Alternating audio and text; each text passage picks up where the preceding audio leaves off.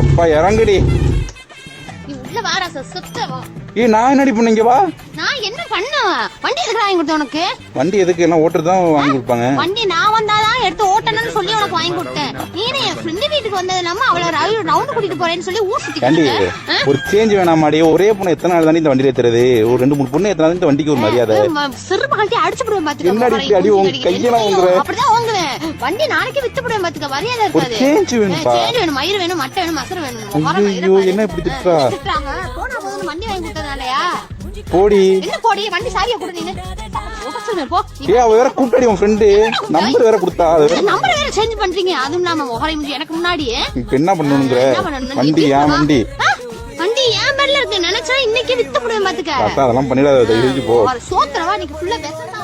டேய் கத்தி பிடிச்சி வந்தா பாரு உன் ஃப்ரெண்டு வெறியா. என்னடா என்னடா வெறியோ? என்னடா? 1 லட்சம் ரூபா போங்க நான் வரேன். இருந்தாலும் நல்லா இருந்துச்சு. வரேன்